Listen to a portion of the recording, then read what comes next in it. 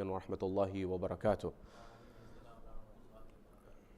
Question: what is the future of our community? We're told there's a moment in time where our sixth holy Imam is on his deathbed. He's leaving this world.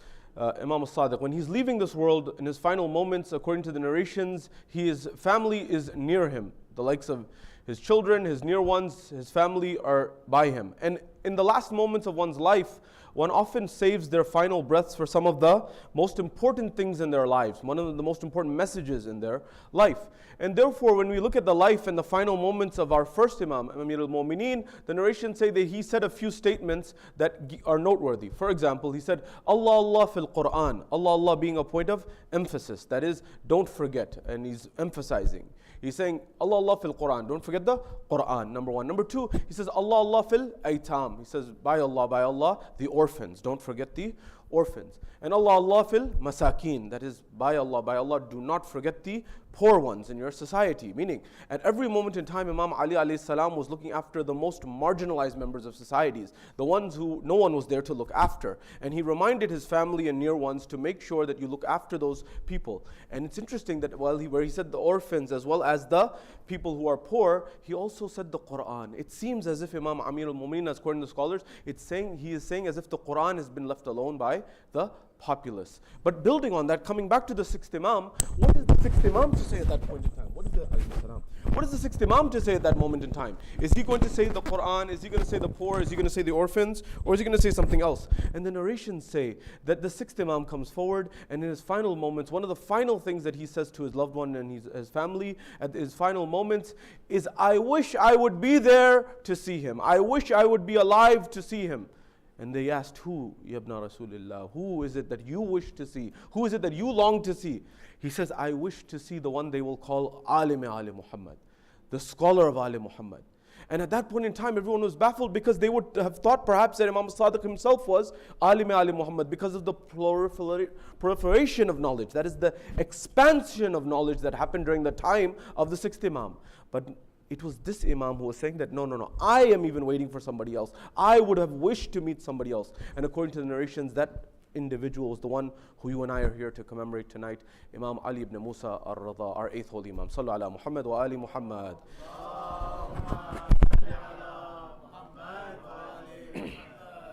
This amazing Imam, our eighth holy Imam, who is buried in Mashhad in Tus, who we are here to commemorate tonight and build on his legacy in this night, I want to look at a few things about his life with you. That is, what are some of the things that we can learn about this blessed Imam's life that are valuable, that are noteworthy, that can help us and guide us in this era and this time? Alaykum salam.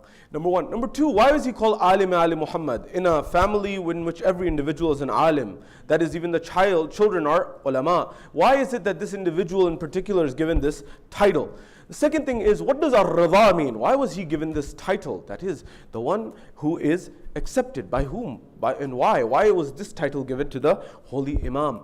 The next thing is, what were the traits and the attributes of this Imam that we can learn from in our world, in our society today, to make sure that we are followers on the path of the Ahlul Bayt, not only today, not only tomorrow, but in the long run, in the long-term trajectory. Based on this Imam's time and what he amplified in terms of his traits of knowledge and generosity, what is it that we can learn about his life that we can perhaps implement in our era, in our time, so that we can become better followers of the Ahlul Bayt?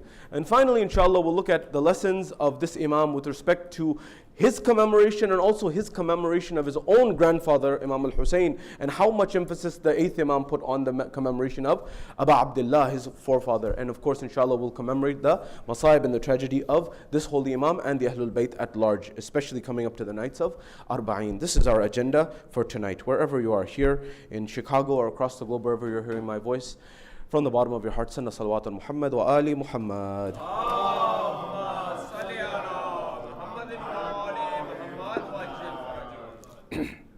At the first level, it's a tremendous honor and privilege to be back in Chicago amongst you. I've just been in a constant travel. I'm coming back from LA and then New York and then DC and then now I'm here. And inshallah, hopefully then after I'll get a little bit of a break in Arba'in like you Mu'mini as well, inshallah. But there's a barakah in the movement of Imam Hussein. I'm here for a very important reason, and that is there's a message. I've strategically picked the four corners of America to make sure that this message is heard. I was in Seattle and I wanted to make sure that this is something very important.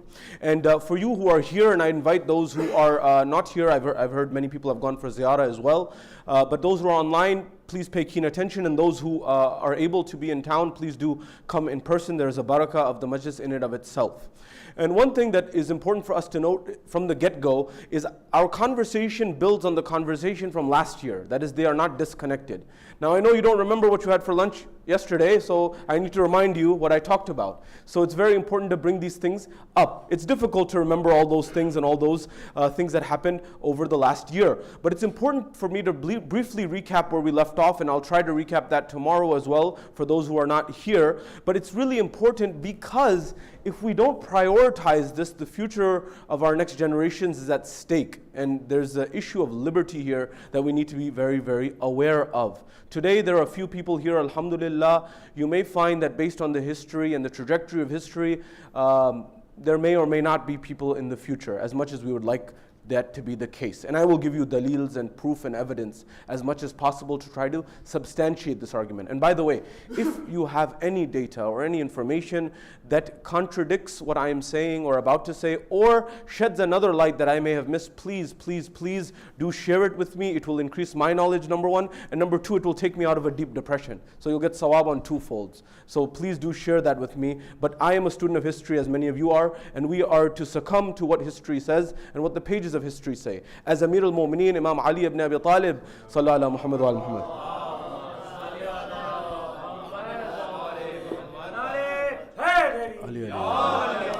He says in letter 31 of Nahj al-Balagha to his son, the ulama debate, is this to Muhammad Hanafiya or Imam Hassan, regardless of who it is, it's not so much as to his son as it is to us, as followers of Ahlul Bayt, to learn the lessons that Imam Aliyah is saying. And Imam Amir al-Mu'mineen is saying, this one who is known as Bab Madinatul Mazhar al-Ajaib is saying, my son, I studied the pages of history. Now, Amir al-Mu'mineen has no need to do this, obviously. He's telling you and I to learn from this because he's telling his son, because what do you tell your son? You tell your son the most valuable lessons that you've learned in life. I myself am now a father. I'm trying to think, what do I want my son to know? What do I want my next generation to know? Because that's the most valuable thing. Amir al-Mu'mineen, letter 31, Nahj al-Balagha, he says, my son, study the pages of history. I studied the pages of history as if it was I was walking amongst the ruins of past civilizations. You know, these archaeologists, they go and they see the old pyramids and the hieroglyphics, and they go and see these things. I'm sure you have museums. I've seen the British Museum, the one that has all the stolen archives from across the world, and we've seen all of these things that are placed there. And you go to New York and you see these museums, and you see all of the things that were there in history,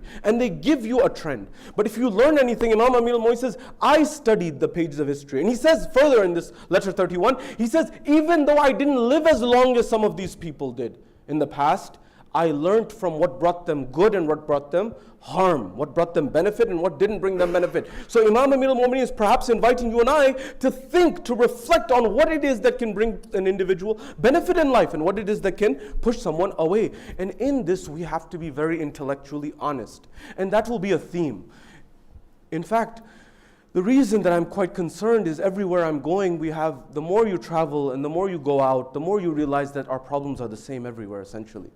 That what's going on in Los Angeles is what's going on in New York, is what's going on in perhaps Chicago. Alhamdulillah, Chicago, I'm sure nothing wrong is happening, inshallah. But everywhere in the world, we're in the same boat.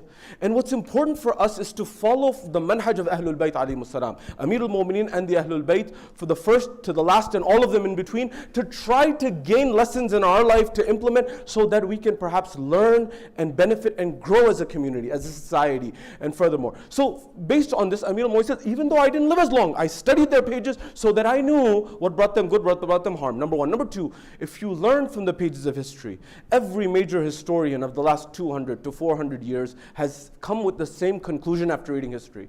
From the likes of Toynbee, to the likes of Gibbon, to the likes of Durant, to the likes of every single historian, Huxley, you name it, they all said the biggest lesson of history is that man does not learn from history. that all of these things happen over and over again, yet we don't benefit from them because nobody has the time to read today. Nobody has the time to learn these things. But these trajectories would be immensely clear. So what is the lesson that we learned last time? Last time, if you recall, I told you about a book that I invited you to read. I'm giving you the reference so no one says I pulled this from my own pocket. The book is called Religion and Immigration, edited by Dr. John Esposito. Dr. John Esposito is the biggest authority of Islam in America in academia, along with Dr. Sayyid Hussain Nasr. These two individuals are the top academic scholars in the university realm. Dr. John Esposito, Professor Emeritus at Georgetown University, where I'm just coming back from the DC area, and Professor Sayyid Hussain Nasr at George Washington University, Professor Emeritus, and he also from the DC area. Now, these two individuals have written extensively about Islam, but this book is a book that's edited by Dr. John Esposito with different people contributing different chapters. And in one chapter, it talks about the Jewish experience. I remember, I believe I've been here and I've mentioned this theme in different communities, and many people said, this thing needs to be made into a book. I think even last year people mentioned that that lecture needs to be made into a book because you can understand perhaps where our trajectory is going based on understanding that. What happened?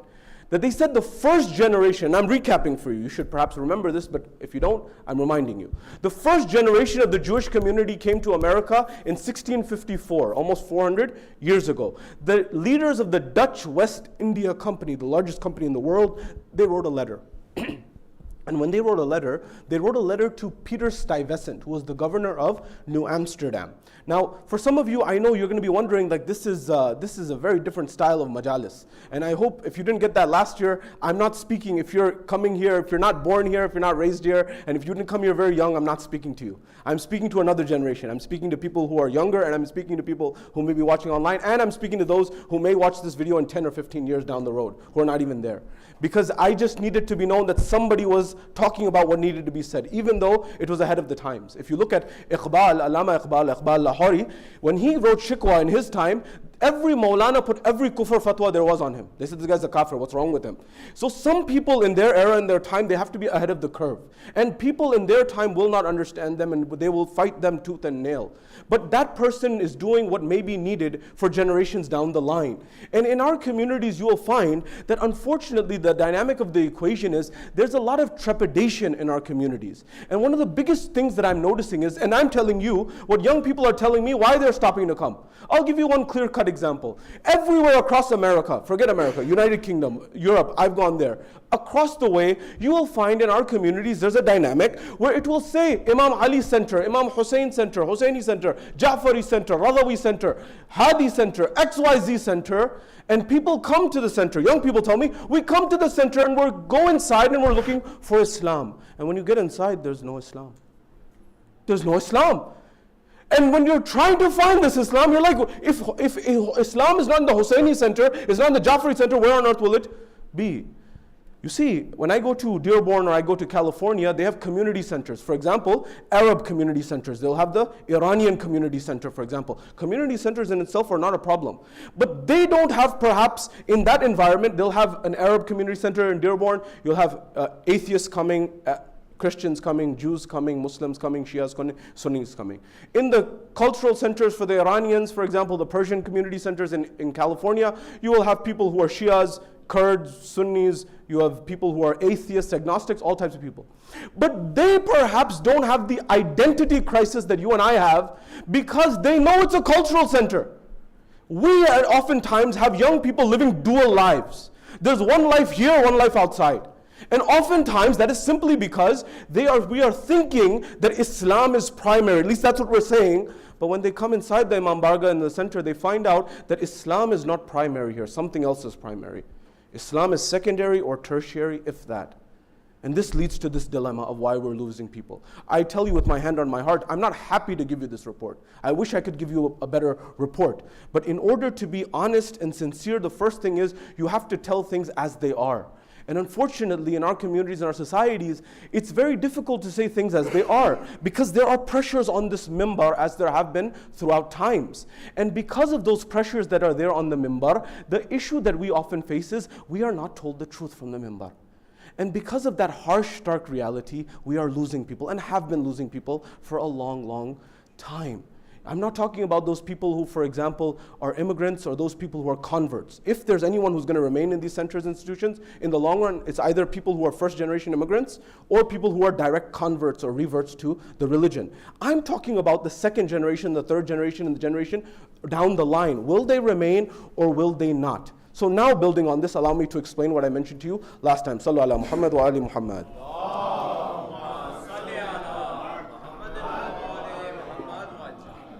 The book was entitled Religion and Immigration, edited by Dr. John Esposito. The first generation of Jewish immigrants came to America, 1654. They were sent by the leaders of the Dutch West India Company, who wrote a letter to Peter Stuyvesant. Peter Stuyvesant was the governor of New Amsterdam. New Amsterdam, which we now call New York, was called New Amsterdam at the time.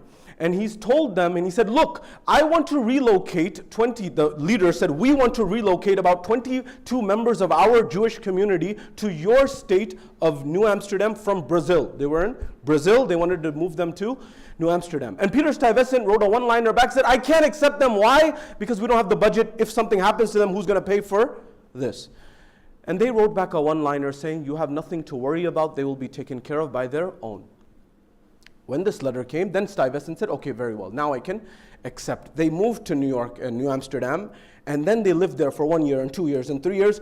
100 years on, historians said there was not a single person in the entire tri-state area who identified as Jewish. They're all wiped out, as in they had intermarried, moved here, moved there. By the way, the same thing happened with the Catholic community that left the city. Alaikum salam.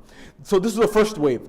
The second wave of Jewish immigrants came to America 200 years after that. Don't forget this. The second wave came in 1850. And the second wave said, we are not going to do the same things that our ancestors did. The second generation, or the second wave, said, we are not going to make the same mistake that the ones who came from Brazil to the New World, to New Amsterdam made. We're going to make sure that we bring our top thinkers, our top intelligentsia. We will bring our top rabbis, our top poets, and these guys came from Western Europe. They didn't come from South America. And when they came from Western Europe in 1850, they brought all of their culture from Western Europe. Because they said, we're not going to lose our generations like the first wave that came. And they said, despite this, the historians documented that despite all of their efforts, the first generation of the second wave that came in 1850, they said that the first generation is orthodox, most religious. The second generation is conservative, less religious than the first, less practicing, a little diluted, but still practicing. The third generation was reform, more diluted, but still they would come to synagogue. The fourth generation, according to them, not my words, their words, the fourth generation of the second wave that came from 1850 onwards, the fourth generation was de-Judaized. They were no longer Jewish. That is the history, the recap I'm giving you from last time. Now you may say that, for example, okay, this is some start data, but it's something that you need to digest, and perhaps this won't be something that you will digest right away. This is like raw steak I'm giving you. This is like sashimi, and by the end of the lecture series, maybe it will be rare or medium rare for that. You don't want a well-done steak ever. It's not a good idea. But the idea is, I want you to reject some of these things. I want you to push back. I'm not here for you to accept what I say verbatim. I want us to get to a point where we are using the minds of our community and the talent that's already in our community and becoming a learning community across the board. Right now we have an environment where we are living in such a state and such an environment where we have a situation where we are telling our next generation, we want you to become highly educated. We want you to become doctors and lawyers and engineers and scientists and X, Y, and Z, which is beautiful. I'm in the same ship myself. I'm in the same boat myself. But remember one thing that I mentioned to you last time, that when I was in Los Angeles, there were people who were coming from NASA's Jet Propulsion Lab. Jet propulsion is a branch of rocket science. You cannot be a rocket scientist in the day. You cannot be a doctor or a dentist or a lawyer in the day. You cannot be a scientist in the day and then come to the mosque or the Imam Barga and shut that part of your brain out. It doesn't work like that. It's not like a light switch. If you're invited to do critical thinking there, you're going to have to do critical thinking here. You can't shut that part of your brain off. But what's happening in our communities is, many times people are saying outside these walls everything is critical thinking, everything is divergence, and inside everything is convergence. Get with the program or get out. And many young people are saying we're going to get out. and they've already got out. So the question we have to ask, putting our hearts and our hands on our hearts honestly, is how can we be honest and sincere? Not to ruffle any feathers, not to hurt anyone, not to harm anyone, but to say, look, how many generations will we lose? Because this love of Abu Abdullah is the most valuable thing that you and I have. And Abu Abdullah gave everything for it. And it would be a travesty if we are not able to inform, in body, in mind, in spirit, transfer this to the next generation. In every aspect, so that they make it their own and they pass it on to the next generation. First data point, I gave you this one. The second data point, I remind you, the Jewish community in America used to do something called the NJPS, National Jewish Population Survey. This survey would ask, it would be administered every 10 years. I'm telling you this because we live in a data-centric world. If you want to make decisions at work, I'm just coming back from Seattle, half the community was Amazon, the other half was Microsoft, and the rest were Googlers and the likes. And so everything's based on data. We make decisions based on data. So I'm giving you the data to make your own decisions. Don't take my conclusions. So the second data point was they would administer every 10 years a survey in their community. The survey was called the NJPS, National Jewish Population Survey. And they stopped doing it in the year 2000. Why? They stopped doing it because the results were too clear. And they asked people, are you religiously Jewish? Are you culturally Jewish? Both? Neither? What is it? And the results were so clear that they said, we don't need to do this test anymore. In fact, in our community, there's the Khoja community. They had the Khoja Heritage Project where they would actually try to gather these data. I don't know of any other initiatives in our community that have done something. If you do, please share with me. Nonetheless, the results in the NJPS were clear that every 10 years, by a vast margin, the Jewish community was getting more culturally Jewish and less religiously Jewish. They say, we don't need to do this anymore. The writing's on the wall, it's as clear as day. Second data point. Third data point that I want you to never forget and that I remind you of. The second wave that came in 1850. Second wave, second generation.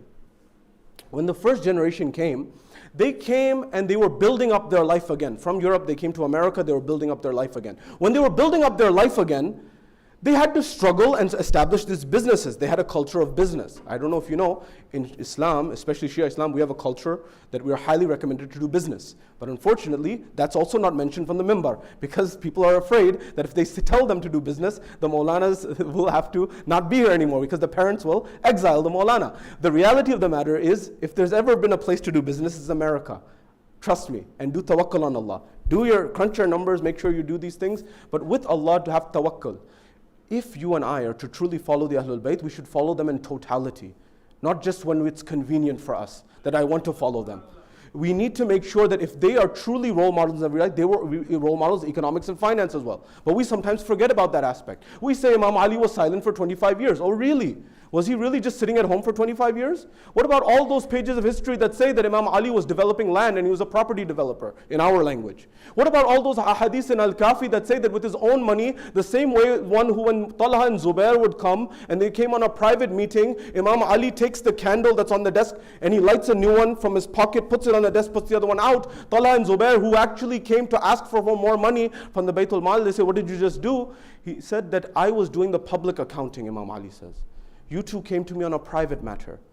I put out the public candle and I lit my personal candle because you came on a personal matter in the issue of accountability. I could not give you, misappropriate a dime. They left right away. But I'm telling you this, why? Because what I'm about to tell you. In Usul al-Kafi, our most authentic book of hadith, it says that Amir al-Mu'mineen with his own money freed 1,000 slaves. 1,000 slaves was not cheap. It's like, for example, getting 100,000, maybe S-classes or whatever the car is, and freeing that. That money came from somewhere. It was hard-earned money. This same one who, when he married Fatima al-Zahra, he hardly had anything. He had a horse, he had a ring, a sword, and a shield. That's what the narrations say. But he developed so much, and he used that not to raise his standard of living, but raising his standard of giving. This is what the Ahlul Bayt taught us. Now coming back to this idea, the second generation of the second wave of the Jewish community, they were businessmen. The first generation, they came, they set up their businesses. The next generation inherited the businesses. So this is right at the turn of the 20th century, going into the 20th century from the 19th century's end. The early 1900s, late 1800s. And when the second generation, they were able to build on the wealth and the businesses that they inherited from their parents and build their businesses up 10 times bigger, because they were not having to start from scratch. They took something that was built and they built it up bigger. So their businesses became even more affluent. Now here's the kicker. When they became very affluent, they built palatial synagogues. Synagogues that I've seen in Beverly Hills, synagogues that I've seen in New York and in Miami, the likes that the one I saw in Beverly Hills, it's right on the highway, and when you pass by, it looks like, if you imagine a garden in Jannat, when the Quran describes it, that's what it would look like. Hundreds of millions of dollars. But after they built them, they got the doors from the Middle East, they got the marble from all over, they got all the bells and whistles. But after they built this, and they were going from the second generation to the third generation, the second generation of the Jewish community had a saying, and the saying was this: that we spent so much time, these synagogues that we've built, that are palatial, that are magnificent to look at, they are heavy on sweat and light on tears. Heavy on sweat, light on tears. What? They said, we spent so much time, we spent so much energy, we spent so much resources, we spent so much sweat equity, so much capital. But there's nobody here. It's empty. There's no spirituality. There's nobody here on the Sabbath. There's nobody here on Saturday. Believe me, from the United Kingdom to North America, East, West, Canada, the Muslim community is doing the exact same thing right now. Verbatim.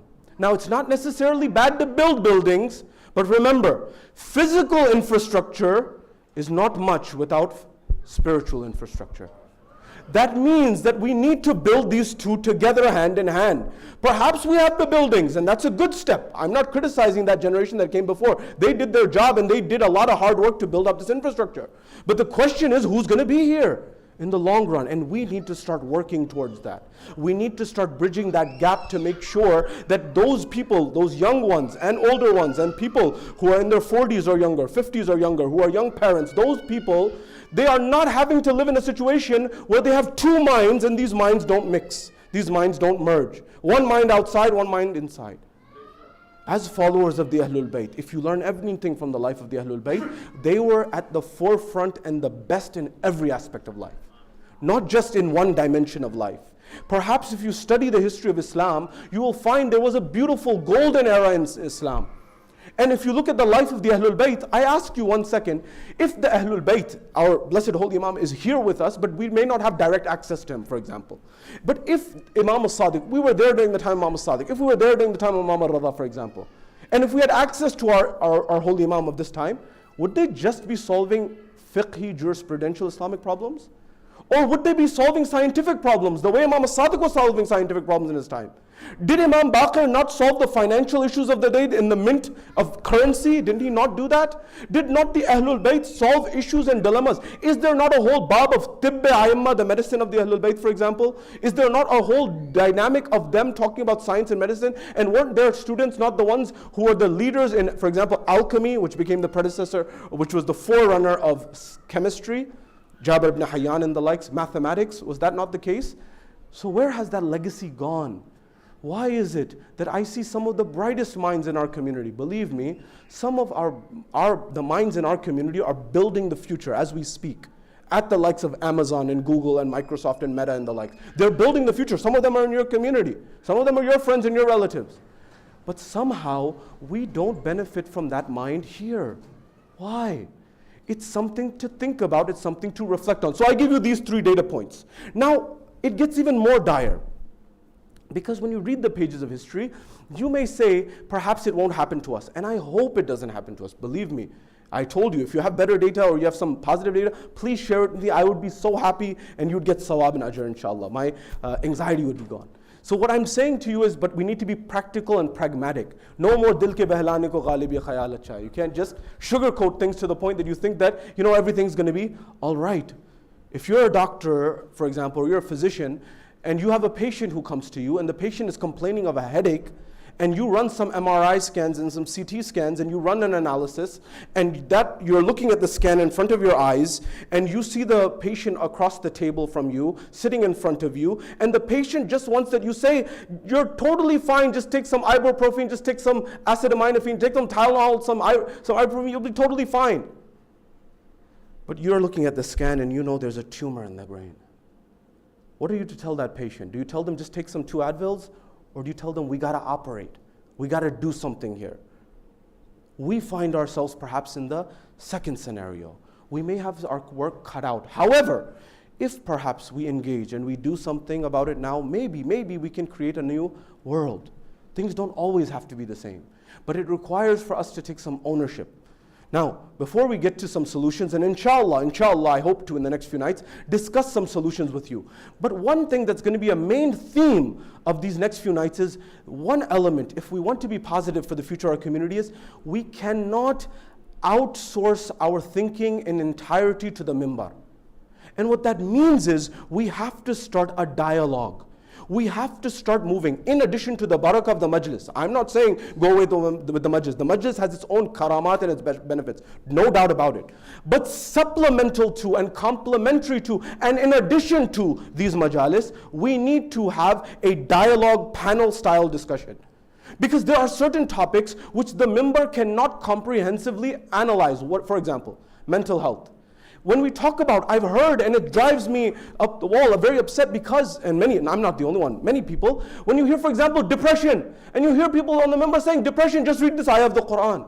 Have you studied what depression means clinically, for example? That there's a clinical dynamic of it, a chemical dynamic of it? I'm not saying that there's not benefits in the recitation of the Quran and du'as. Those are supplemental, complementary, and very useful. But what I'm saying is, the same way that if someone has a broken hand, they're going to get treatment for that hand. Similarly, mental health issues are going to require some other things. So the paradigm will require that in the future, we have an Islamic scholar, future can be tomorrow, or tonight, the Islamic scholar, and if you're talking about mental health, you have a psychiatrist and a psychologist and a therapist, all talking about the same topic from different angles. So that person can get some solace. You want people to come to the Imam Bargah, you want people to come to the Husainiyah, understand one thing. Right now, Imam Bargah is seen as a zero-sum game. If you study strategy, if you study your MBA, if you study business, one of the first things that they teach you in strategy, in economics, and game theory, and business is the concept of zero sum. Zero sum is a fancy word, simple concept. 2 players, one person wins, one loses. One person's winning necessarily means the other person loses. Right now, Imam Bargah is zero sum between Imam Bargah and life. That is, either work or school or social events or Imam Bargah. One of them wins, one of them loses. And I'm telling you, Imam Bargah is losing. Why? Because people see coming to the Imam Bargah as taking away from work, taking away from school, taking away from life. I'm telling you what's going on coast to coast. But if we made Imam Bargah such that people said, I cannot miss my Imam Bargah, I cannot miss the Husainiyah, I cannot miss the Imam Bargah. Why? Because if that is not in my life suffers, my work life suffers, my school life suffers, my relationships with my family, my friends, my loved ones suffers. But you know what's beautiful about this? This is not at contradiction with the Ahlul Bayt. This is not at contradiction with the Quran. Didn't the Ahlul Bayt tell us to become the most educated? That is, if you and I are not the ones in Harvard and Princeton and MIT and the likes, who will be as followers of Babi Madinatul Ilm? So why don't we make these institutions a platform for people to get into those institutions? If we are supposed to be the most educated, we should be solving the world's problems. But somehow we have made it such that there are 2 worlds, religious world and non-religious world. Who made this? Imam al-Baqir says there is only 2 types of knowledge. One is qurbatan ilallah and the other is not. That means knowledge is that which takes you to Allah subhanahu wa ta'ala or not. That could be your chemistry, your physics, your mathematics, your biology. But somehow we've created this divergence. So this is the data that I'm telling you. Now some new data that I may not have had the time to share with you. Allow me to share that. Sallu ala Muhammad wa ali Muhammad.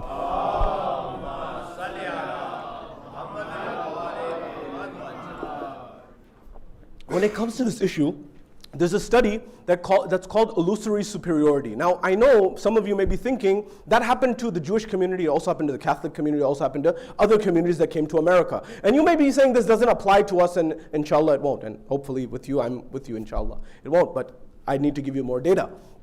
And so you may say that, for example, maybe this won't happen to us, but I will invite you to think about a concept in psychology that is well documented. It's called illusory superiority. It's also called the Lake Wobegon effect. What is illusory superiority? Illusory superiority means that you may not see things exactly as they are. Let me give you an example so you understand. They asked people in Europe and in America, how many of you think that you are better than the average driver? So they asked people in Europe and they asked people in America. In Europe, particularly in Scandinavian countries, the people said that we think that we are better than the average driver. The data said approximately 77% of people thought they were better than the average driver. When they asked the same question in America, how many of you think you're better than the average driver? The response came back, 88% thought they were better than the average driver. What's the problem? Law of averages. That is, in Europe, 77 minus 50, 27% were overestimating their driving ability. Rahmakumullah.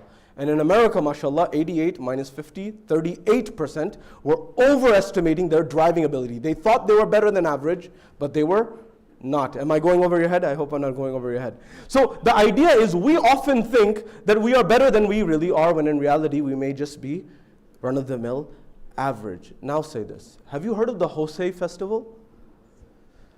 If you go to Trinidad and Jamaica today, on the 10th of Muharram, they have something called Jose Festival, where they have these huge monuments and they take out in the streets that they call Tajeh, which comes from Tazia, and they dance in the streets and they sing in the streets and they drink alcohol in the streets. The whole country does in Trinidad and Tobago. But if you go in the history of the Jose Festival, you'll find it actually started as the Hussein Festival.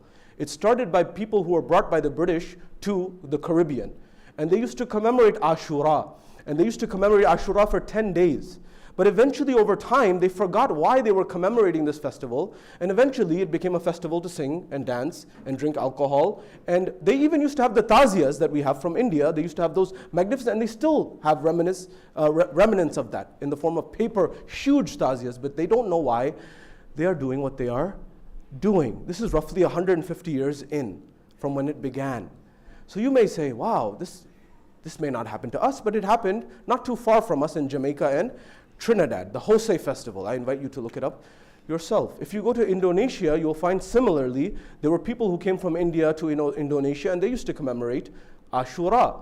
But eventually it became such that people forgot what was going on. In fact, when I went to Europe, they told me that if you go to the Caucasus and you go to Central Europe, you will find there are places around Azerbaijan and for Uzbekistan and the remnants of, for example, the old USSR, you will find entire Shahadat colonies of Sayyids, who, for example, on the day of Eid, they put a chair out, but they don't know why they put this chair out. Scholars, they hypothesize and they guess maybe they put this out for the Imam of the time, but they have no clue as to why they do it. Or, for example, there are times in the USSR, even till this day, that they have commemorations of Ashura, and some people, they put 2 fingers in their chest and they strike, like this, with 2 fingers in their pocket. And when asked, why do you do this? They said, during the Soviet time, we were not allowed to do matam. And this was the only way we were able to commemorate Sayyid al-Shuhada. I'm inviting you to think about really asking the next generation what it is that they are in need of and how can we bridge that gap. Allow me to explain. Sallu ala Muhammad wa ali Muhammad.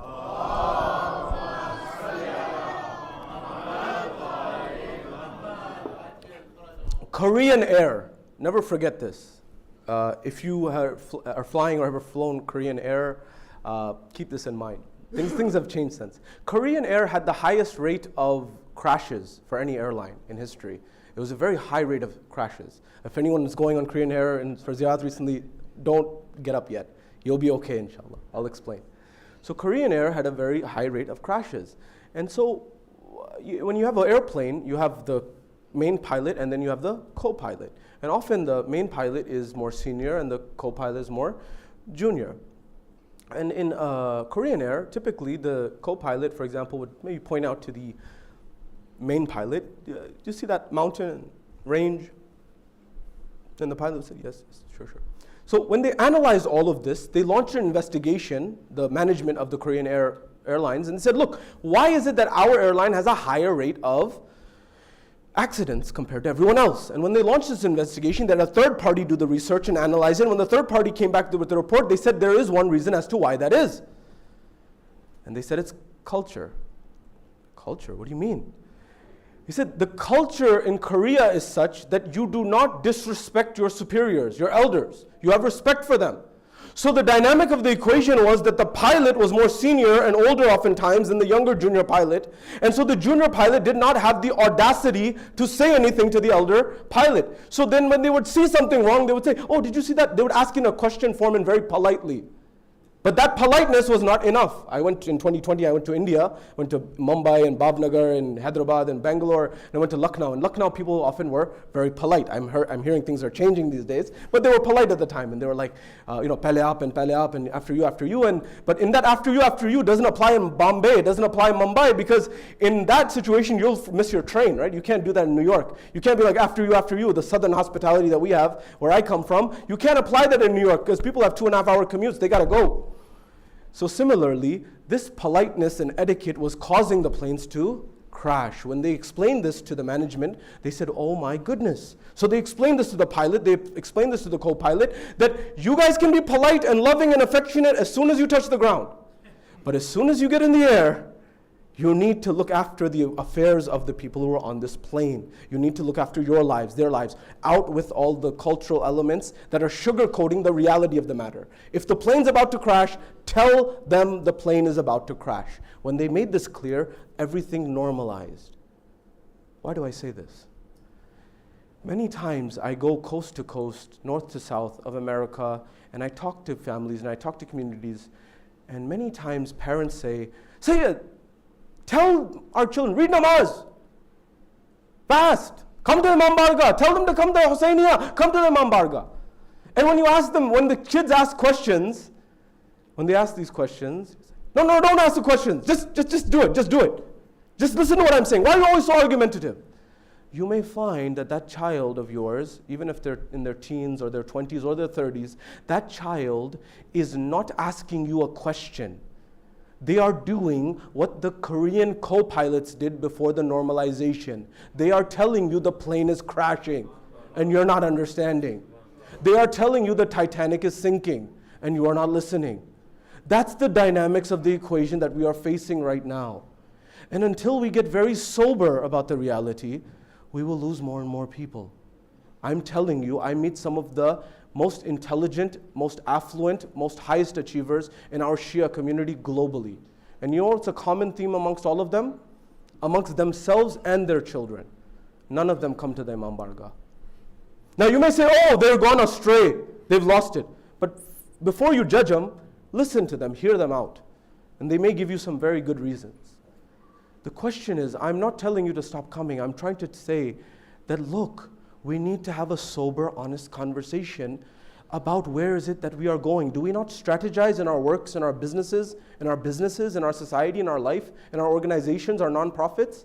Why is it that perhaps we don't have a strategy? Our strategy is who's coming for Muharram lectures, who's coming for Arba'in lectures, that's it. We see 40 days ahead. Whereas the Imams were looking 250 years ahead. They were looking 1,000 years ahead. They were talking about those people who were going to come during the time of the 12th Imam, during the time of Imam Amir al-Mu'mineen. Did Imam Amir al-Mu'mineen, one of his last khutbahs, his khutbatul bayan, his last khutbah, did he not mention Imam Sahib al-Zaman? They were looking that far down.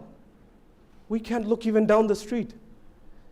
So the question that we need to ask is, how will we build up the new community? I go back to the original point, that we say that there's Islamic, Hussaini, all that on the outside, you come inside, people are like, where's Islam?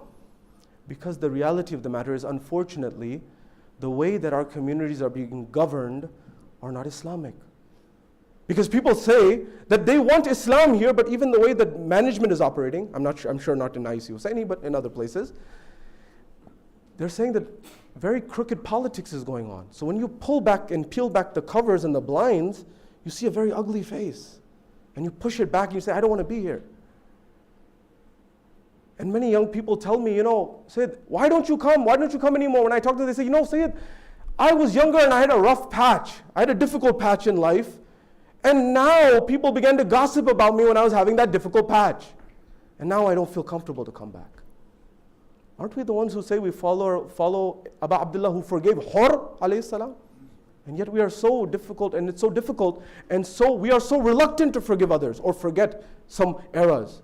You know how difficult it is to grow up as a Muslim in post 9/11 America? I grew up in America pre 9/11, although I was young. Post 9/11 was a different world. As a fourth grader, you need to know how to answer questions that scholars didn't know how to answer. How are you supposed to do that? Did we have a heart to ask that person what they went through, what difficulties they had, what challenges they had? If our mosques, if our Husainiyas, if our Imam Bargahs do not become a platform for us to try to solve and alleviate some of those problems, we'll lose people. I'm not here, and forgive me if my tonality is a bit harsh, I don't mean to. What I'm trying to say is I have a lot of pain here, and I know a lot of you have pain. I'm hoping that we mobilize that pain for a better generation, a better world, to work, to do something. So that I don't have to deal with parents saying to me, Sayyid, my son or my daughter committed suicide from an overdose. I don't have to hear anymore that someone's child went off and did this and that and is an atheist now. Remember, Allah is the one who looks after people, but we need to do our job. And what I mean by that is if someone's gone this right now, that doesn't mean they have to stay away. They can come back. Remember, Hur, if you looked at his life before the 10th of Muharram, you would think he's gone astray. But he had that hidayah that he came back on the most important day. And there were other people who up until the day of Ashura, they left. They said to Abu Abdullah, we don't often mention this part of history, but they were with Abu Abdullah, Imam Hussain till the 9th of Muharram. And they said, Abu Abdullah, we will be with you until we have no purpose and benefit to you. And they did not have the tawfiq. 9th of Muharram, they left. We don't talk about that because they were not the people who, in the night, who Imam Hussain alayhi put out the candle, they stayed, no doubt. But there were others who did not have the tawfiq. Now, I'm saying did not have the tawfiq. Who knows where we would be when we were there? It's very easy to talk. It's very difficult to do. And that's the real reality of the matter. There's so much more to say. I'm going to leave everything. Tonight's the night of our 8th Imam, who we need to commemorate some of his fadail and his masaib, inshallah, and then we'll conclude and we'll build on this conversation tomorrow, inshallah. Sallu ala Muhammad wa ali Muhammad.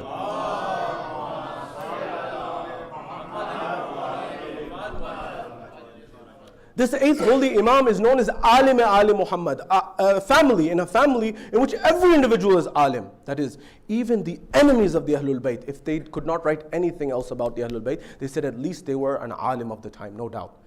In that family, this individual is known as Alim Ali Muhammad. Why? Because the ulama say no doubt all of the other Ahlul Bayt were Alim. That is, Imam Sadiq was Alim, and all of the Imams were Alim. But this Imam was able to make the knowledge of the Ahlul Bayt known not only at a local level, not only at a regional level, but at an international level. Why? The reason he was able to do so was because of the court debates and discussions of knowledge that would happen in the Abbasid court.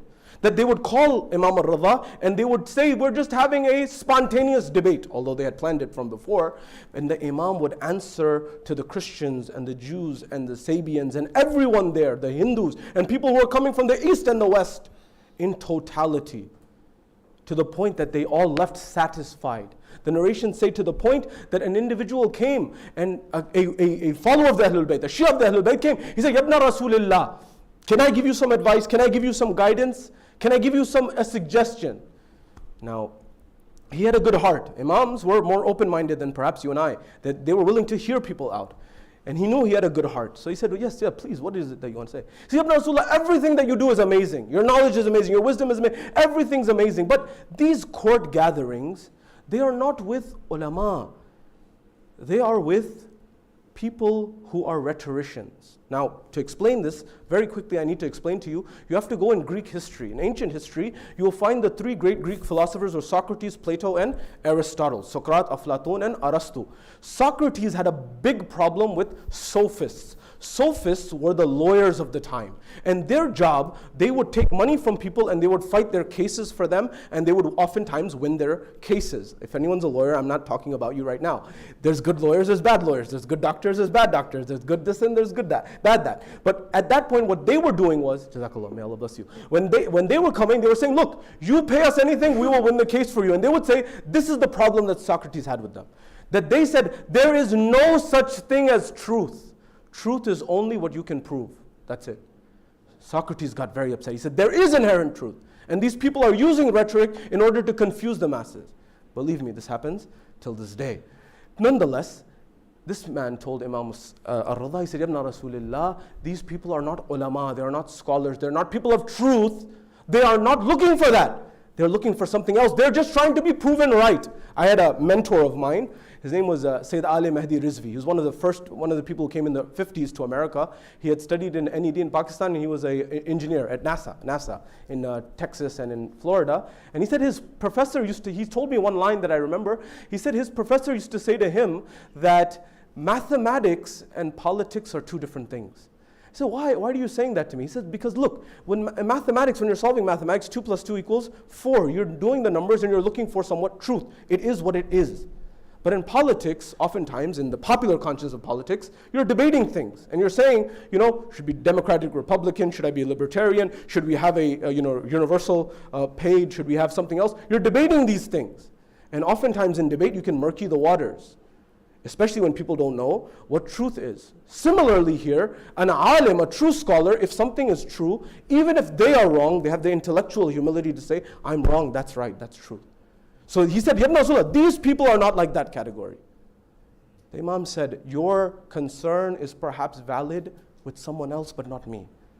That is, you will find that if I debate with them, I will be able to explain them their own beliefs for the Christian in Christianity, for the Jew in Judaism, for the Sabian in Sabianism, and for anyone in their language and their tongue. You see, the Ahlul Bayt are giving us a principle as well, that although they were people of knowledge and wisdom, they said they also know the means by which to speak to people. What is the line that the Ahlul Bayt would say? كَلِّمَ النَّاسَ عَلَىٰ قَدْرِ أُقُولِهِمْ. The Ahlul Bayt would talk to people on their level of knowledge. Have you seen those videos online where they explain the same concept to people at 5 degrees of difficulty? So for example, if you're talking about AI, artificial intelligence, or neural nets, or computer science, you explain it to an elementary school student, middle school, high school, college, professor, all the way to the top. Similarly, the Ahlul Bayt, if a child asked a question, they would answer the same question at the level of the child, and if a PhD professor of the time asked, they would answer the same question at that individual's level. The principle that we need to learn is that Ahlul Bayt were master communicators. Nonetheless, the day came for this debate and this conversation ensues, and Ma'mun al-Abbasi is there. The same Ma'mun who, when this Imam is there and when his father dies, Harun, when his father dies, he comes forward and he asks his advisors, who is a threat to my dominion? Who is a threat to my kingdom? Who is a threat to me? And they said, the first threat is your brother, Amin, your own brother. He may give you a run for your money. And he said, don't worry about him, I'll take care of him. He said, who's another one? He said, the second one is another wazir who's not here with us right now, but he's a very, very astute strategist. And if he wants, he can be a kingmaker and make himself king or somebody that he wants. So he's a threat. I said, okay, don't worry, I'll take care of him too. He said, who's the third? So the third and final one is someone by the name of Ali ibn Musa RAZA. They said, what? He said, who's he? He said, does he have property? Does he have a kingdom? Does he have what does he have? He said, no. They said, he doesn't have any of this. He says, but he has one thing that you don't have. So what? The people, they store his love in their hearts. And that's something you can't buy. That's something that you can't get. And at that point, he was broken. He said that this is something that I need to stop. So he plotted his whole life to try to figure out how to undermine this individual, because he knew there's something in life that you can't buy. And that is the love and the respect that people had for this Imam. Furthermore, when it came to the day of this debate, the Christians are on one side and the Jews are on one side and the Sabians are on one side. And at one point in time, Ma'mun says, look, we spontaneously have this debate. Yabna Rasulullah. Now remember, the Abbasids came to power by saying, we will give the power back to the Ahlul Bayt. But again, that was politics. They were saying that for their own gains. They didn't give anything back. So Yabna Rasulullah, can we have this spontaneous debate? I said, sure, no problem. If you have these questions, they can ask. So I said, shall they begin? Shall we begin? I said, they can proceed. And so the Christians are there, and when they come forward, they begin to proceed, and they have a conversation, and then the Imam says, shall I ask or shall you ask? And they said, perhaps you shall begin. And so the Imam says, very well. And he begins, and he says that no one prayed more than, for example, Rasulullah. He says, no one prayed more than Ahlul Bayt. And he said, they became astonished, more than Isa alayhi salam. And they became very upset. You know, you need to know the history of Christianity. If there's any book in the history of the world that's been more influential than any, it's the Bible. The Bible has built our Western world in particular, and the implications of it are throughout. But if we don't know the history of how it was changed over time, we can get duped. the councils that happened in the history of the Bible, the different chapters and volumes in the history of the Bible that were removed, not to criticize it. You will find interfaith work is very important. You will find that, for example, the Quran says you will find the Christians to be the nearest ones to you. Amongst them, you will find monks whose hearts are soft. So that is there. But at the same time, from a historical perspective, we need to know some of the changes, which inshallah tomorrow I'll mention to you, and the next nights, what are some of those changes that happened so that we know what happened. Nonetheless, coming back to it, they became upset. How can you say that anyone worshipped more than our Lord Jesus Christ? The Christian community is saying this. Now, by the way, this Son of God narrative and God, it came from somewhere, and why Jesus is God, and how Jesus died for your sin. All of these narratives, there's a historical background that people don't remember. Inshallah, we'll talk about them in the next few nights. Nonetheless, when this happened, they said, how dare you say that someone worshipped more than our Lord, our Creator, our Savior, Jesus Christ? They were saying. And so the Imam looked back, he says, you're saying that your Lord, your God, your Savior, prayed more than anyone. I said, yes. They said, yes. Then if he prayed more than anyone, as Lord, as God, can you please tell me who he was praying to, if he's God? They did not have an answer. They were spellbound. And at that point in time, they understood that they had some work to do because their narrative had been destroyed. The same thing happened with the next level. The Jewish came forward and they said, what are the questions? And they came forward and they said, why is it that you accept Moses, but you don't accept Isa, or you don't accept Muhammad afterwards? Imam asked. He says, look, we accept Musa because the miracles of Musa are established. Yad Bazan is established, the staff is established, those are established. But they came forward, Imam says, look, that's established to you, but hold on a second. From the perspective of the Christian, Jesus bringing the dead back to life, from the perspective of the Christian and the Muslim, it's validated. And with respect to Rasulullah, the perspective of the Quran being a miracle is validated. So you're being subjective with respect to your understanding, but you're not looking at it from a global lens. To that, they also did not have a response. And the Imam went on and further responded to the Sabians and others, and furthermore went down the line, and they were all spellbound. This was the Imam. But further than this, I want you to reflect on this idea of the Imam being Alim Muhammad. What does that mean for you and I? If anything, I remember in 2015 I went to meet some of the top scholars along with some other young speakers from the West in Najaf, in the Hausa. And we asked them, what should we be known for as Shias in the West? And you know what? Their first answer was beautiful because it shows scholarship in true sense. You know, if we built a dialogue with them, perhaps we'd get further. But sometimes we judge them and we don't have a dialogue. Maybe you'll find that they're actually more academic than you and I give them credit for. So what happened? They said, first of all, you should ask your own intelligentsia in your own country what you need to be doing. Why are you asking us sitting in Iraq about what you should be doing? You should understand the lay of your land better than us, number one. I thought that was refreshing. But number two, they said, if you do want to be known for something, perhaps you should be known for knowledge. There should be no one further ahead in knowledge than you, as followers of Bab Madinatul Ilm, as followers of Ahlul Bayt. Number three, justice. There should be no one in the cause of justice who is more stringent than you. If you learn anything from the life of Amir al-Mu'mineen, if you learn anything from the life of Imam Hussein, if you learn anything from the life, and we learn from all the Imams that there's different ways to approach justice. Sometimes you write, sometimes you stand, sometimes you speak, sometimes you do all of the above. There's always a way to do the right thing when it's needed. Sometimes you vote with your wallet. Sometimes you withhold your vote with your wallet.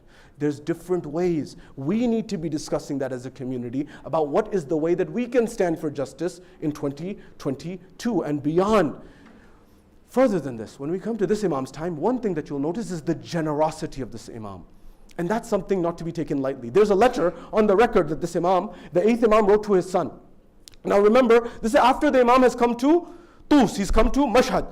And he's writing a letter to his son, Imam al-Jawad. And he's saying to him, I have received news that when they take you, your entourage, you know, there were people who were looking after the Imam. Although he was young, they were caretaking for Imam Jawad, the 9th Imam, when he's very young, in Medina. And I've heard, the Imam says, the 8th Imam, his father says, I've heard that they take you out of the city, and when they take you out of the city, they take you out of the small gate. They don't take you out of the big gate. You know, in the older times, they have a big gate, small gate in the cities. And the reason they would have this gate is to protect the city from intruders at night, for example. And so they would close these gates. There was the main gate, and there was the smaller gate. He said, I have received news that they take you from the small gate. And he says, my son, the reason that they take you from the small gate is because by the main gate, there are people who are your uncles and your aunts. Look at the language of the Imam. There are people who are your uncles and your aunts who are asking for some money. And they don't want you to be troubled by that. My son, do not let them allow you to be miserly like they are. Allahu Akbar. He says, insist on going from the main gate and not from the small gate. And the Imam says, if any of your uncles ask for something, make sure you do not give them less than 50 dirhams. If you want to give above that maximum, that's up to you. And he says, if any of your aunts ask for anything, do not give them less than 25 dirhams. And above that is up to you, the maximum. Now, why the difference between male and female? Perhaps because the assumption was that the female would have some people who were to look after her or could help around. But regardless, the Imam said, do not be stingy. You see what's happening in our world, in our dynamics of the equation is, our community is getting more and more affluent. But alongside, sometimes these notions of the generosity and the sakhawat of the Ahlul Bayt are not being taught. So when it comes to our houses and our cars and everything's becoming quite opulent. But at the same time, when it comes to the principles of the Ahlul Bayt, they were focused on development. They were focusing on making sure that everyone went together. 4.5 years Imam Ali is ruling over the Muslim empire.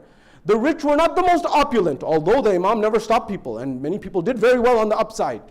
But Imam did something that in 2022 in America we're still not able to do. I came back from Seattle, I came back from Silicon Valley, I came back from LA. Some of the richest countries and zip codes in the world, and you have such an economic discrepancy, you're shocked. The rich are extremely rich, and the homelessness drives you insane because it breaks your heart.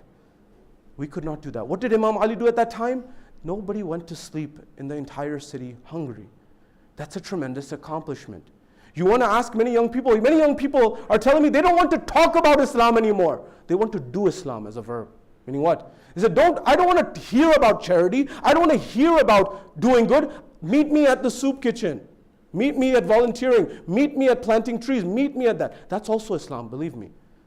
But we may not have perceived it as such growing up and seeing it in that environment.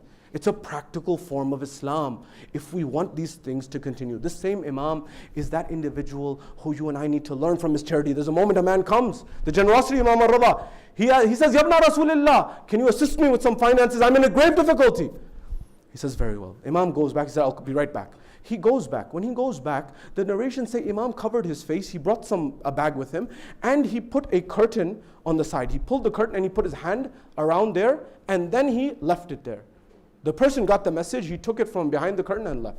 They said, Yabna Rasulillah, you just saw this man. He came, he asked you for something. You said, I'll be right back. You went, got something, covered yourself, put a curtain, put your hand behind the curtain, and then you gave it to him, and then you came back. Why? You knew who he was. You knew his identity. You knew everything. Why? The Imam said something. He said that, look, when he came and he asked me, he put his ego on the line. He put his humility on the line. He put his persona on the line. And I did not wish that for a second time I make him put him on the line again to look me in the eye when I'm giving him.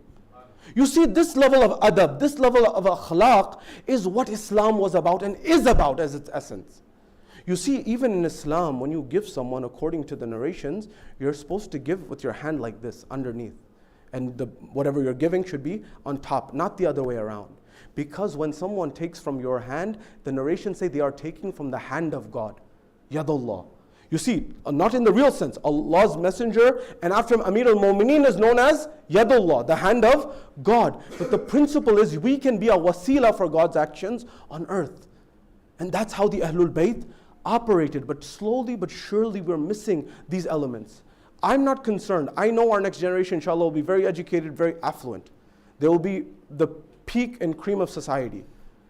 I just don't know how much of the love of the Ahlul Bayt and how much Shi'ism will be there or not. Will it be cultural? Will it be religious?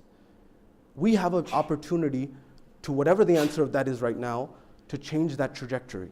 But remember, if we just sit and wait on the sidelines, things may not be that beautiful. This Imam and the Ahlul Bayt, and I'm drawing to a conclusion here, they teach us how to be compassionate. They teach us how to be loving. They teach us how to be caring. This same Imam is that individual, Sheikh Bahai, and I'm drawing to a conclusion here. Sheikh Bahai is the one during the time of the construction of the shrine of Imam al-RAZA. He's there. And he wrote down an amulet and a dua, and he wrote something down, and he told the architect and the civil engineer, he says, I want you, when you open this shrine, put this at the top. And every day Sheikh Bahai would come and he would say, "Oh architect, did you put this at the top of the shrine? Did you put this at the top of the entrance of the shrine?" He said, "No, Sheikh Bahai, I have not." Next day, "Have you put it today?" He said, "No, I haven't done it today." Third day, fourth day, fifth day. Days passing. The mausoleum, everything's constructed. They're opening. He says, "Why have you not put that amulet up? Why have you not put what I gave you up at the entrance, at the door?" He said, "Oh Sheikh Bahai, I wanted to, and I wanted to follow your wish, and I wanted to follow your will. But every night I go to sleep, and I see the same Imam whose shrine this is, and he tells me not to put it up. Every single night. And I'm waiting for a night that he won't tell me this. Then maybe I'll put it up." Allahu Akbar. Sheikh Bahai began to cry, and he began to weep. And they said, "Sheikh Bahai, why are you crying? Why are you weeping? Why are you doing this? What's wrong? What happened? Between your being our scholar, he's an architect, and you are the one in this state. What's going on? Explain this dream. Explain the connection." He says, "I wrote in that amulet something, and it's become clear to me. It's become totally clear to me, the will of the Imam." So what did you write? He says, "I wrote in that amulet, let no one who is a sinner come through these doors." He said the Imam has so much love for his followers that he could not even tolerate that I would put this at the top, that we would put this at the top at the entrance. That he says, "Who are you to stop my lover to come to my door, to my gate?" I'm crying because of how much love, how much compassion this Imam has for his followers. Believe me, my dear brothers and sisters, wherever my voice is reaching, I have met people in my travels from East Africa, from India, from coast to coast of Europe. People, Imam Hussein is too high, Hazrat Abbas is too high, the Ahlul Bayt are too high. But these are wasilas that sometimes we forget. Is not the father of this Imam, Babul Hawaij himself, Imam al-Kadhim? But this Imam, do you know how many people I know who weren't having children? Clinically, they were told by the doctors, "You can have children." And they said that if we have a child, we will name this child RAZA, after this Imam. Or if we have a daughter, we will name it Fatima al-Ma'suma, after the sister of this Imam. And Allah delivered through these individuals. Believe me, there are some things that are heuristics. You know, in science, there are things that we don't know fully yet, but we know they're brute force. You do them and you punch the numbers and put them through algorithms, you get a solution on the other side. Heuristics. We don't have the data today, and we may not be able to crunch the numbers today, but believe me, there's a power in the Ahlul Bayt.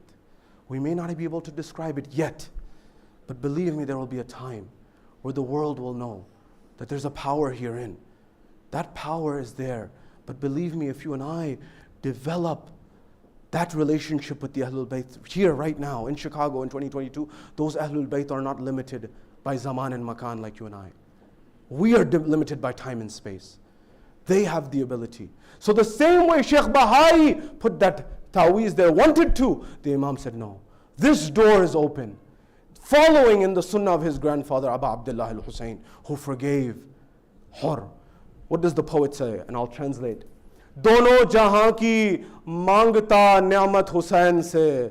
Dono jahan ki mangta ni'mat Husain se. Kam zarf mangta raha bayat Husain se.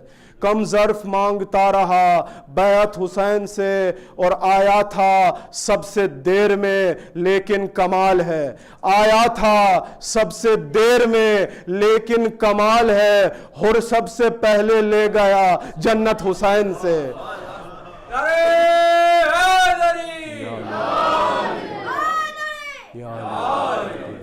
This individual, he could have asked anything. Yazid could have asked for anything from Imam Hussein. Imam Hussein would have gave it. But he asked for bay'ah, which he could not give him. He could have asked for anything else. It was the short-sightedness of Yazid. And the poet says that he came the last. He was one of the later ones to come, Hur. But he's the first one to take Jannah from Imam al-Husayn alayhi salam. This is the sakhawat and the generosity of Abu Abdullah al-Husayn. That who can say that, oh Hur, when Hur asks for forgiveness, he says, Hur, I have forgiven you and my Lord has forgiven you. Who has that audacity, that gall? That is Abu Abdullah. No one can understand the markaz and the maqam of Sayyid al-Shuhada. The same way there are these two brothers and sisters, Hussein and Zainab, there were another brother and sister who were there. The poet Da'bal, they say he came to recite poetry. this sister and brother had a strong relationship, who Imam al-Raza and his sister Fatima al-Ma'suma. She came and she wanted to go and see. The poet says, जब भी मैं Qom गया Mashhad की फ़ज़ा से पहले, जब भी मैं क़ुम गया मशहद की फ़ज़ा से पहले, यूं लगा शाम गया करब व बला से पहले.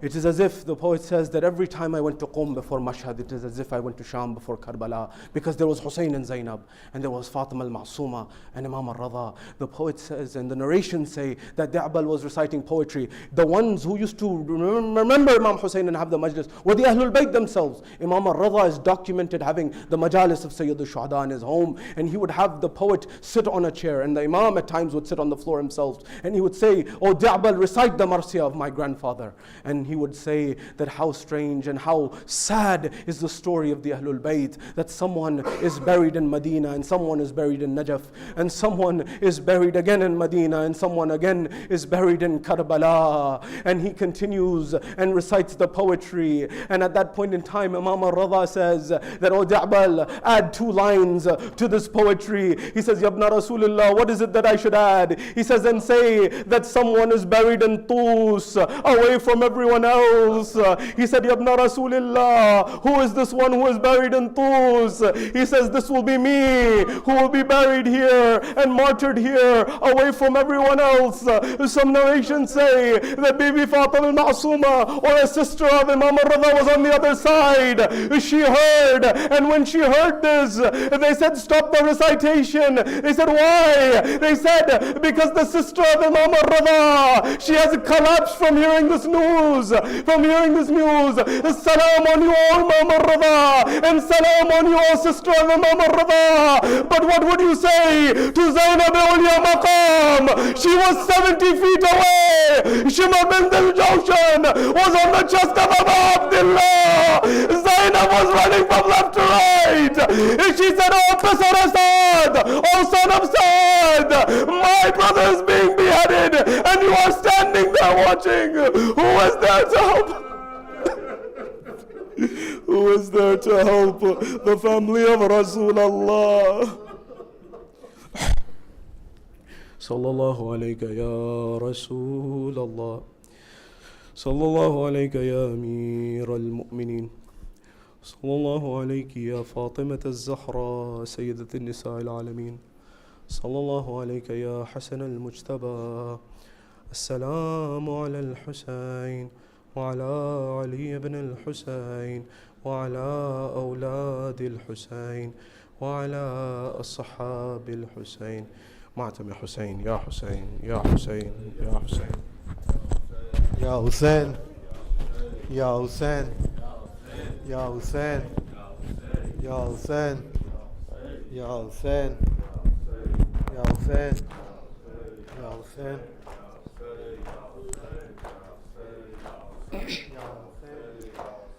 غريب الغرباء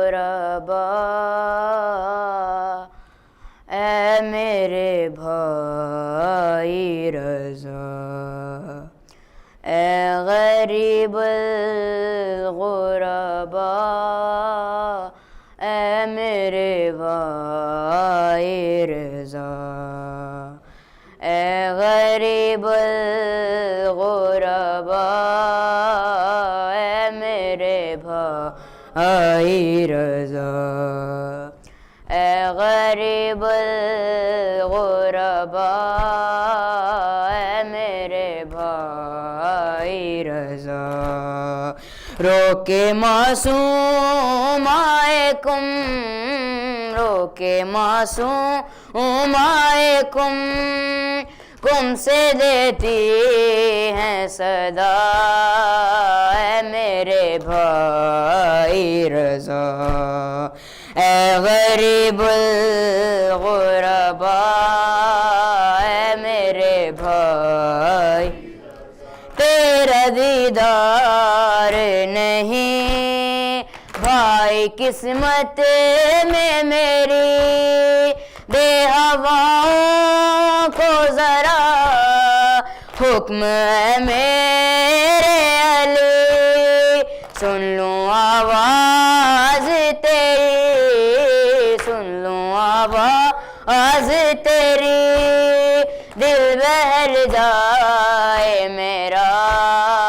اے میرے بھائی رضا اے غریب الغرباء اے میرے بھائی دیکھنے آئی ہوں میں کم سے صورت تیری اے غریب الغرباء دیکھ غربت میری کوئی بتلاتا نہیں کوئی بتلاتا نہیں مجھ کو مشہد کا پتہ اے میرے بھائی رضا اے غریب الغرباء اے میرے بھائی مجھ پہ جو بیت گئے وہ علم کچھ بھی نہیں سامنے زینب کے میرے غم کچھ بھی نہیں میں نہ بازار گئی میں نہ بازار گئی ناچنی میری ردا اے میرے بھائی رضا اے غریب الغرباء اے میرے ہوں یتیمہ لیکن وہ یتیمہ تو نہیں کہ بھی بابا کی قسم میں سکینہ تو نہیں جس کے گوہر بچھنے جس کے گوہر بچھنے جس دام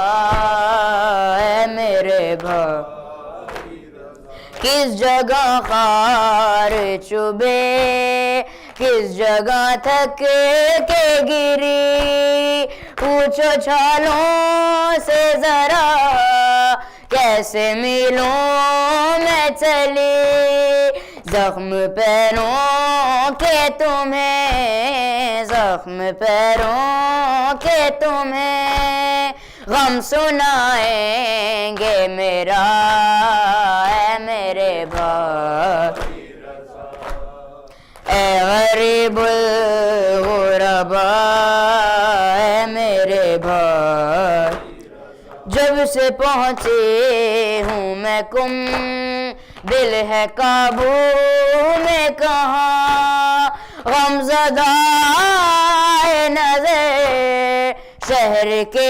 پیر و جوان دیکھ کر کالے علم دیکھ کر کالے علم دل دہلتا ہے میرا اے میرے بھائی اے غریب الغرباء اے میرے ساتھ جائے گا میرے یہ غم تنہائی تم بھی اکبر کی طرح نہیں لوٹے بھائی روز صغرا کی طرح میں جلاتی ہوں دیا اے میرے بھائی رضا اے غریب الغرباء اے میرے بھائی کم سے مشہد جو گیا ظاہر مولا رضا کم سے مشہد جو گیا ظاہر مولا رضا اے تکلم وہ یہی لے کے پیغام چلا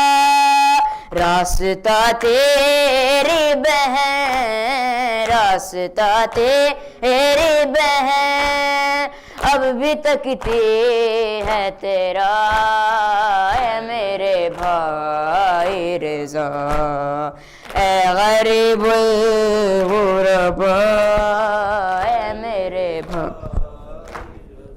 Ya Hussein, Ya Hussein, Ya Hussein, Ya Hussein, Ya Hussein, Ya Hussein, Allahumma salli ala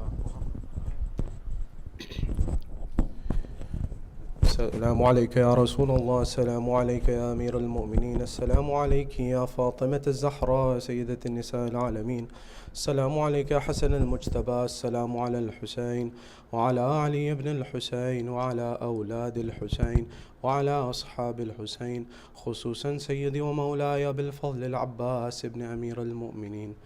السلام عليك يا تسة المعصومين من ذرية الحسين ورحمة الله وبركاته. السلام عليك يا غريب الغرباء، السلام عليك يا معين الضعفاء والفقراء، السلام عليك يا شمس الشموس وانيس النفوس، أيها المدفون بأرض طوس الراضي بالقدر والقضاء ورحمة الله وبركاته. السلام عليك يا صاحب العصر والزمان، السلام عليك يا خليفة الرحمن، السلام عليك يا إمام الإنس والجان، عجل الله تعالى فرجك وسهل الله مخرجك وزهورك ورحمة الله وبركاته.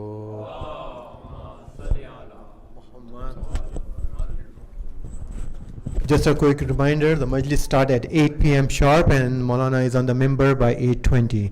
Thank you.